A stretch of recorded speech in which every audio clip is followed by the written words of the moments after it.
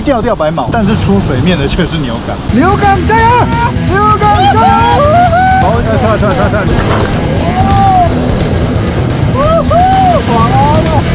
是谁说路亚很花钱？我觉得鸡钓也很花钱，路亚还是比较省钱哦。刚刚是谁说路亚比较省钱的？我保证不打。好，我是贵州专九的小饼，今天来一个好所在，今天来到的羊羹洞。羊羹洞就是在绿岛的东南边，东南边这边大范围的话，我们会叫滚水鼻，可能他们当地人会把滚水鼻又区分成不同的名称。那羊羹洞是其中一个点，滚水鼻它就是像一个鼻子的形状，羊羹洞应该会比较像在鼻孔的位置吧？你看咱们鸡钓有没有这么麻烦呢？事要做了。对啊，很多事要做。还记得台南那一支影片吗？就是台南那一支用鸡钓钓鹅希腊的那一支影片。那时候从3点一路忙到7点，我才开始下山。你看，你钓鸡钓很复杂，很麻烦。到现在我们应该已经到了半个小时了吧？它现在还没煮好。刚刚天是微亮的，现在都已经快亮光了，然后还在绑线。不过不错啊，至少那个调 S 很快。好了，反正我们今天就来看一下，到底鸡钓钓的比较好，还是路亚比较贵？先钓小鱼，先钓小鱼。这边据说很多年前 GT 吃过白毛之后，他们这边的 GT 就非常的喜欢吃白毛，其他的饵鱼啊、路亚就爱吃不吃的。我觉得我今天最主要的目的不是钓到 GT， 我一直很想要看到钓白毛的时候，然后被 GT 强奸到底是什么感觉。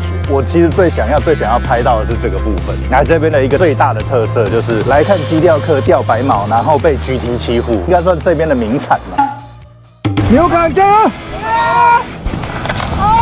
牛港加油！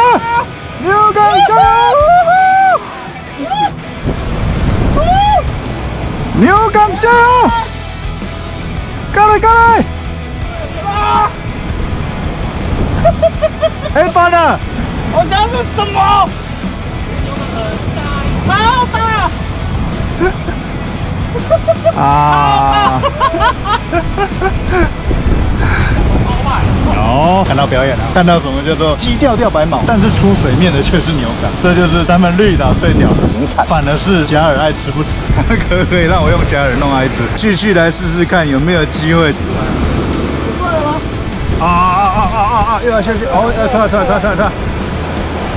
所以。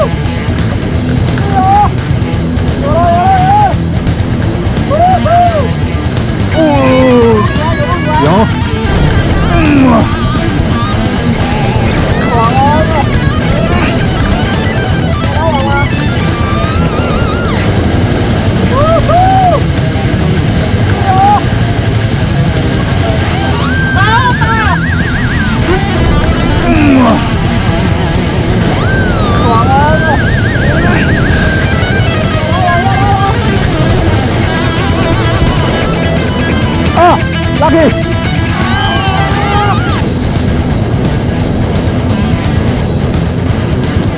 靠背干，哎，脱钩，干，马逼，有，放啊，刚放枪。刚我放枪，所以现在咱们的 Jeff 哥要帮我报仇，他要用活白毛，直接勾整只的白毛下去钓，不知道可不可以钓到。刚咬我的那只，有可能是因为它咬的时候那个钩子打的地方太浅，水皮打得太薄之类的，哎，有点可惜。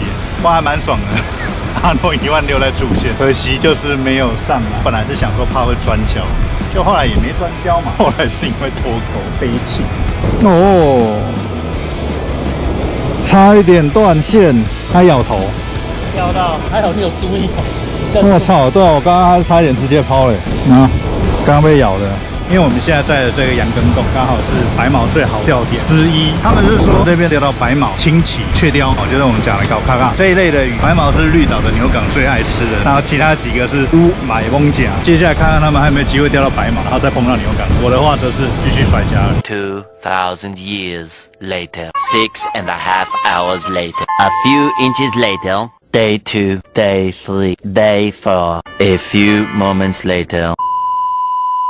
不要，不要，辛苦你了，毛毛。然后再放回活饵箱。回头再钓。嘉明呀！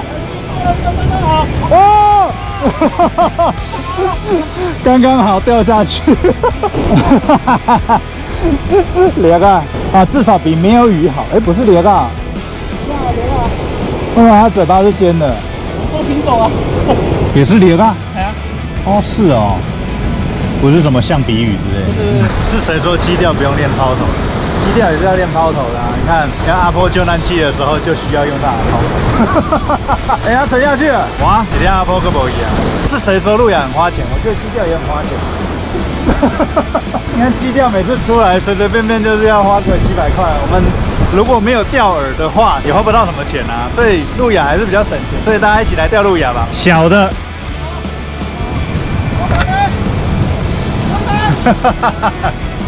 没有牛港来咬。哦，刚刚是谁说路亚比较省钱的？我保证不打。你知道为什么网络上会有那么多人不喜欢公布钓点吗？一个是说很怕说这个钓场被弄乱，另外一个就是我在绿岛，绿岛也是会有这样子的问题。